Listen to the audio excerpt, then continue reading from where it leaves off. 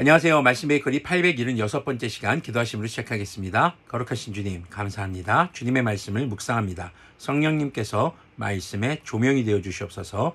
우리 주 예수 그리스도님의 이름으로 기도합니다. 아멘. 네, 오늘 보실 말씀은 잠언 11장 1절에서 15절까지의 말씀입니다. 속이는 저울은 주님께서 미워하셔도 정확한 저울추는 주님께서 기뻐하신다. 자, 상거래관에 있어서 속여서는 안 되는 것, 주님께서 무엇을 기뻐하신지를 말하는 것입니다. 그런데 좀 더 확대해서 들어보면요, 정확한 기준이 필요하다는 것입니다. 자기의 이익이 되는 쪽으로 기준을 옮기고 바꿀 수 있는 상황이라면 이것은 주님께서 기뻐하시는 상황이 아니라는 것이죠. 그래서 변하지 않는 진리인 주님의 말씀이 곧 기준이 되어야 할 것입니다. 교만한 사람에게는 수치가 따르지만 겸손한 사람에게는 지혜가 따른다. 정직한 사람은 성실하게 살아 바른 길로 가지만 사기꾼은 속임수를 쓰다가 재꾀에 빠져 멸망한다. 재물은 진노의 날에 쓸모가 없지만 의리는 죽을 사람도 건져낸다. 여기서 의리라는 것은 어제 말씀을 나눴던 것처럼 정의를 따라서 행동하는 삶을 말합니다.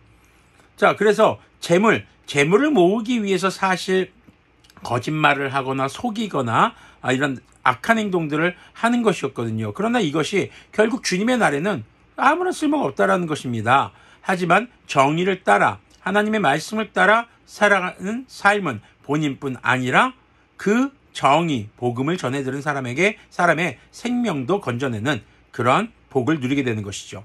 흠없는 사람은 그의 옳은 행실로 그가 사는 길을 곧게 하지만 악한 사람은 자신의 악 때문에 쓰러진다. 정직한 사람의 옳은 행실은 그를 구원하지만 반역하는 사람은 제 욕심에 걸려 넘어진다.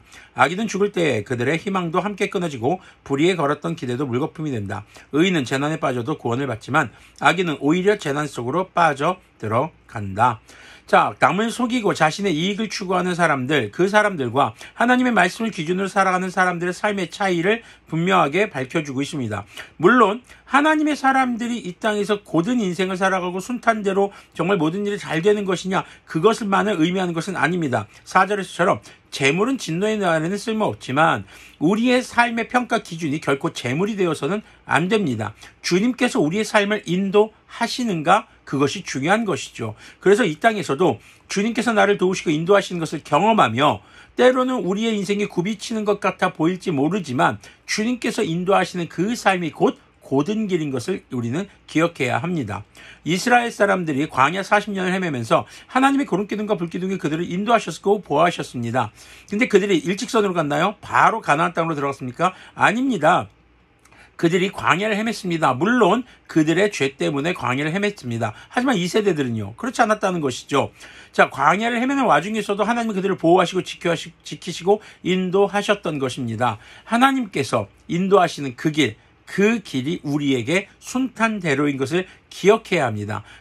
그것을 믿을 때 우리는 하나님의 말씀을 기준으로 살아가는 것이죠. 자, 그것이 우리 한 사람 한 사람의 삶을, 그리스도인의 삶을 풍요롭게, 그리고 주님의 나라에까지 이르기에 부족함이 없도록 믿음 가운데 여전히 거할 수 있도록 하는 원동력이 되는 것입니다. 근데 9절부터 보면요, 하나님을 경외하지 않는 사람은 입으로 이웃을 망하게 하지만 의인은 지식으로 구원을 얻는다. 자, 지금 여기서 하나님을 경외하는 사람과 경외하지 않는 사람들이 이웃들에게 어떤 영향을 주는지가 이제 9절부터 시작이 됩니다. 그래서 경외하지 않는 사람의 말은 결국 이웃들도 망하게 한다라는 것이죠. 하지만 의인은 지식으로 구원을 한다. 무슨 지식입니까? 주님을 아는 지식. 바로 그것이 우리를 구원의 길로 이끄시는 겁니다. 의인이 잘 되면 마을이 기뻐하고 악인이 망하면 마을이 환호한다. 정직한 사람이 축복하면 마을이 흥하고 악한 사람이 입을 열면 마을이 망한다. 지혜가 없는 사람은 이웃을 비웃지만 명철한 사람은 침묵을 지킨다. 험담하며 돌아다니는 사람은 남의 비밀을 새게 하지만 마음이 믿음직한 사람은 비밀을 지킨다. 지도자가 없으면 백성이 망하지만 참모가 많으면 평안을 누린다.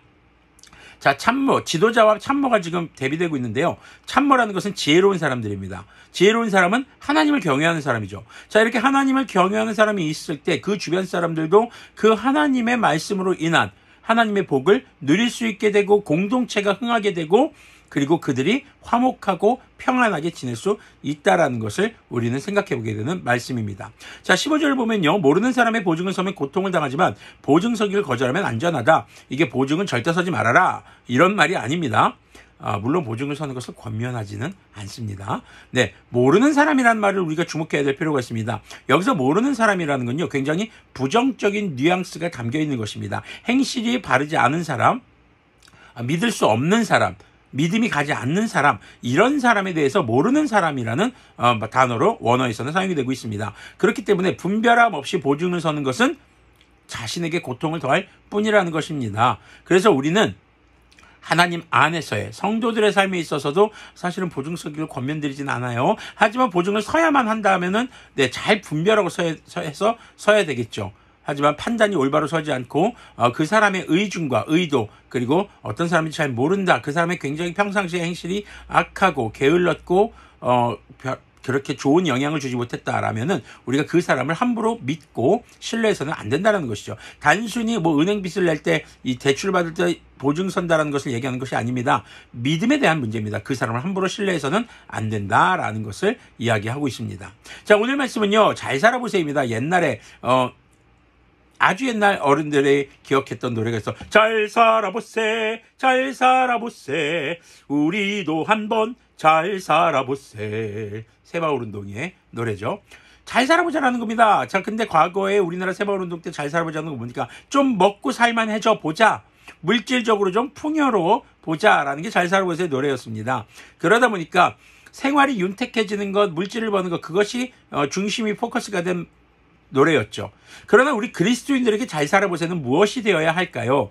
바로 하나님을 경외하는 삶, 하나님의 말씀이 삶의 기준이 되는 삶, 하나님의 사람이 아닌 사람들에 대해서 우리가 함부로 신뢰하거나 믿지 않는 것. 그렇다고 해서 배척하고 만나지 말라는 얘기는 아닙니다. 오해하지 마십시오.